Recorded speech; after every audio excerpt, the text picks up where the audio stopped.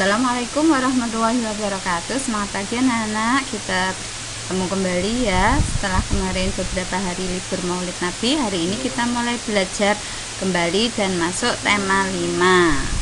Tema 5 wirausaha, subtema 1 kerja keras berbuah kesuksesan, pembelajaran 1. Namun sebelumnya kita berdoa terlebih dahulu. Berdoa mulai. Bismillahirrahmanirrahim. Rabbi zidni ilma warzuqni fahma, amin ya rabbal alamin. Sudah siap belajar ya? Oke, alat tulisnya disiapkan. Untuk pembelajaran 1 kita akan belajar apa saja ini ya. Yang pertama kita akan belajar untuk muatan IPS, kompetensi dasarnya 3.3 dan 4.3, yaitu tentang menganalisis posisi dan peranan Indonesia di bidang ekonomi dalam lingkup ASEAN. Kemudian untuk muatan IPA-nya kita belajar KD 3.5 dan 4.5 tentang macam-macam magnet. Dan yang terakhir, muatan bahasa Indonesia kita akan belajar tentang teks formulir. Nah, anak-anak, tahukah kalian bahwa Indonesia memiliki peranan dan posisi yang sangat penting dalam perekonomian negara-negara ASEAN? Apa sajakah peranan Indonesia itu? Ini ada teks ya. Kita bacakan anak-anak yang menyimak. Pengalaman belajar dari negara-negara ASEAN. Hari ini merupakan hari yang penting bagi Udin, Edo, Beni, Sivi, Dayu, Lani, dan teman sekelasnya. Mereka akan berkunjung ke pameran budaya ASEAN yang diselenggarakan oleh Sekretariat ASEAN yang terletak di Jakarta. Wah, tidak sabar rasanya Udin dan teman-teman ingin sampai di sana. Kebetulan saat ini mereka juga sedang belajar mengenai negara-negara tetangga. Mereka ingin sekali melihat bukti dari yang mereka pelajari. Sesampai di arena pameran, Udin dan teman-temannya dibagi menjadi beberapa kelompok. Pameran diikuti oleh 10 negara anggota ASEAN. Masing-masing anjungan tampil menarik dengan ciri khas tiap negara. Anjungan Indonesia tampil dengan ciri khas rumah toraja yang unik dan menarik. Terdapat juga anjungan khusus yang dikelola oleh Sekretariat ASEAN. Udin menghabiskan banyak waktu di anjungan ini. Anjungan ini menampilkan berbagai informasi tentang peranan ASEAN dalam mengembangkan wirausaha kecil. Anjungan ini juga menampilkan berbagai produk wirausaha dari tiap negara. Berbagai produk kreatif ada di sana. Ada jaket kulit dari pengrajin negara Indonesia, ada manisan buah Thailand dalam kemasan kaleng, ada alat penyeduh kopi klasik Vietnam, serta ada pula aplikasi agribisnis yang dikembangkan oleh pemuda Indonesia untuk menghubungkan petani dan konsumen. Nah, itu terkesan dengan berbagai makanan khas. Memang itu selalu tertarik dengan makanan dari berbagai daerah. Ada singkong santan khas Thailand, ada pho dari Vietnam, ada lap dari Laos, dan masih banyak makanan lain yang namanya pun baru Edo ketahui. Makanan khas tiap negara menunjukkan ciri khas sumber daya alamnya. Beni tertarik dengan anjungan negara Brunei yang menampilkan wayang asik khas negaranya. Wayang ini populer sekitar tahun 1960-an di Kampung Anyer. Di tepi sungai Brunei saat ini, Brunei berusaha mengembangkan kembali minat masyarakatnya untuk mempelajari wayang asik karena popularitasnya mulai menurun sejak masuknya berbagai budaya asing. Hal yang menarik bagi Beni adalah melihat inovasi yang dilakukan anjungan Brunei untuk memperkenalkan wayang asik. Berbeda dengan wayang Indonesia yang menampilkan sosok legendaris dunia pewayangan, wayang asik ini menampilkan sosok tokoh manusia dalam bentuk kecil. Tinggi wayang hanya sekitar 8 hingga 10 cm. Wayang ini dibuat dari kertas tebal dengan pegangan dari kayu. Jadi beda ya dengan wayang kulit dari Indonesia. Udin dan teman-teman juga mengikuti aneka lomba yang diadakan oleh beberapa anjungan. Sebelum mengikuti lomba, mereka harus mengisi formulir pendaftaran. Hadiahnya tentu saja cenderamata khas dari negara tersebut.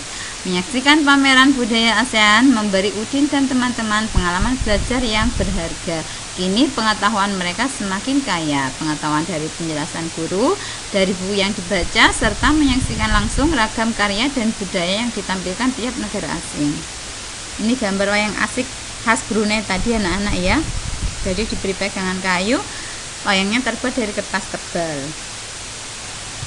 Nah, setelah menyimak teks yang sudah bacakan tadi, di sini ada 3 pertanyaan yang harus kalian jawab ya. Nah, ini untuk mengukur pemahaman kalian. Tadi sudah nyimak apa hanya lewat saja? Kalau nyimak pasti bisa menjawab. Pertanyaan yang pertama, apa yang dapat dipelajari dari anjungan khusus yang dikelola oleh Sekretariat ASEAN? Kemudian pertanyaan yang kedua, jika kalian mendapat kesempatan berkunjung ke arena pameran tersebut, apa kegiatan yang mungkin paling menarik menurut kalian? Mengapa demikian? Jadi diberi alasan mengapa menurut kalian itu yang paling menarik ya. Dan yang terakhir, tulislah 3 hal yang menurut kalian penting dari teks tersebut. Tulis 3 hal saja. Oke, bisa dipahami. Ini tugas pertama anak-anak ya, menjawab 3 pertanyaan sesuai dengan teks. Negara-negara yang tergabung dalam ASEAN mempunyai potensi masing-masing, mulai dari sumber daya alamnya hingga sumber daya manusianya. Bagaimana peranan dan posisi Indonesia dalam kancah perekonomian ASEAN? Bagaimana peranan dunia usaha? Nah, ayo kita cari tahu lebih lanjut ya. Silahkan kalian membaca dari berbagai sumber atau referensi. Yang perlu digarisbawahi, bagaimana peranan dan posisi Indonesia dalam kancah perekonomian ASEAN. Kita lanjutkan ya. Nah, apakah kalian pernah menemukan magnet di sekitar kalian? Kita sekarang akan belajar tentang magnet anak-anak ya. Di mana saja kalian menemukan magnet dan apa yang kalian ketahui tentang magnet? Di sini ada informasi sedikit, saya bacakan lagi. Selanjutnya, kalian akan mengenal berbagai macam magnet. Perhatikan gambar yang telah tersedia di bawah ini. Ada magnet batang, ini ya yang magnet batang. Kemudian ada magnet silinder, ada magnet jarum, ada magnet ladam, dan ada magnet lingkaran. Setiap magnet itu pasti mempunyai 2 kutub. Yang warna merah ada tulisan U, ini namanya kutub utara, dan yang warna putih ada tulisan S, ini namanya kutub selatan. Ini ada sedikit informasi tentang magnet. Lebih dari 2000 tahun yang lalu, orang Yunani yang hidup di Magnesia menemukan batu yang istimewa. Batu tersebut dapat menarik benda-benda yang mengandung logam. Ketika batu itu digantung, batu tersebut berputar. Salah satu ujungnya selalu menunjuk ke arah utara. Karena batu itu ditemukan di Magnesia, orang Yunani menamainya magnetis litos. Orang Yunani tidak mengetahui lebih lanjut bagaimana sifat-sifatnya, namun mereka telah mengamati ciri-ciri bahan yang disebut magnet. Saat ini banyak teknologi yang menggunakan magnet. Pengeras suara, layar TV, dan kaset merupakan contoh-contohnya. Nah, kita akan belajar tentang kutub-kutub magnet. Semua magnet mempunyai ciri-ciri tertentu. Setiap magnet memiliki 2 tempat yang gaya magnetnya sangat kuat. Daerah ini disebut sebagai kutub magnet. Ada 2 kutub magnet, yaitu kutub utara dan kutub selatan. Sering kita menjumpai magnet yang bertuliskan N dan S. N merupakan kutub utara magnet tersebut, singkatan dari North yang berarti utara. Bahasa Inggris dari utara adalah North ya. Sedangkan S kutub selatan, singkatan dari South yang berarti selatan. Bahasa Inggrisnya selatan, South. Tentu kalian masih ingat ya. Ini kemarin di pelajaran bahasa Inggris ada tentang arah-arah. Kemudian magnet dapat berada dalam berbagai bentuk dan ukuran. Bentuk yang paling sederhana berupa batang lurus. Selain itu ada juga magnet yang berbentuk tapal kuda atau ladam, dan juga jarum. Pada bentuk-bentuk ini kutub magnet berada pada ujung-ujung magnet tersebut. Ini magnet ladam yang berbentuk U anak-anak ya. Ada yang di rumah punya magnet? Nah, silakan diperhatikan. Kalian bisa coba, bisa praktik bagaimana saja sifat-sifat magnet.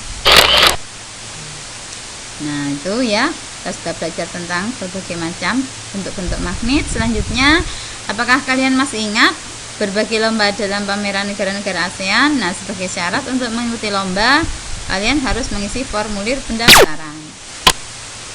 Amati dan baca contoh formulir berikut. Di sini ada contoh formulir A.